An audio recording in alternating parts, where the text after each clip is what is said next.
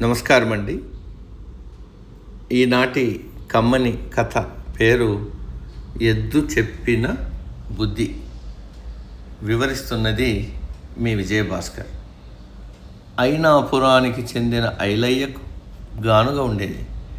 నూనె ఆడించగా వచ్చిన సొమ్ముతో కుటుంబాన్ని పోషించేవాడు. ఐలయ్య కొడుకు వరాలకు చాలా బద్ధకం. తన కొడుకు ఎలా బాగుపడతాడని బెంగగా ఉండేది.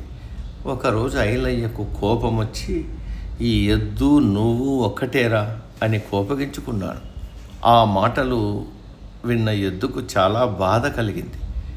ఈ ముసలి వయసులోనూ చాలని తిండి తింటూ గానుగ చుట్టూ తిరిగి నూనె తీయడానికి సహాయం చేస్తుంటే సోమరిగా తిరిగే తన కొడుకుతో నన్ను పోలుస్తాడా అని అలిగి మూలన కూర్చుండిపోయింది.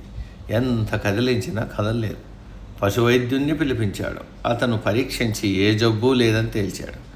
ఇంతలో వరాలు తండ్రి దగ్గరకు వచ్చి సినిమాకు వెళ్ళడానికి డబ్బులు కావాలని అడిగాడు. అసలే కోపంతో రగిలిపోతున్న ఐలయ్య, దీనికి ఏం రోగం వచ్చిందో మూలన కూర్చుంది, ఇది తిరిగితేనే మనకు తిండి, అదేమీ పట్టకుండా సినిమాకు డబ్బులు అడుగుతున్నావు నువ్వు.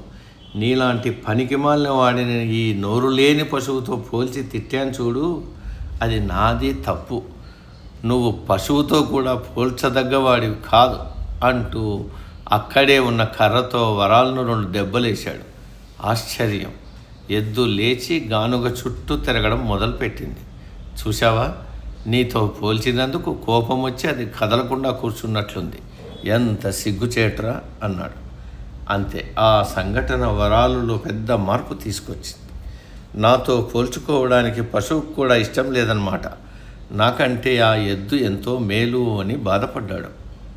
మరుసటి రోజు నుంచి గానుగ దగ్గర పనిచేస్తూ తండ్రికి చేదోడు వాదోడుగా తయారయ్యాడు. తన కొడుకులో వచ్చిన ఈ మార్పుకు ఐలయ్య ఎంతో సంతోషించాడు. సమాప్తం.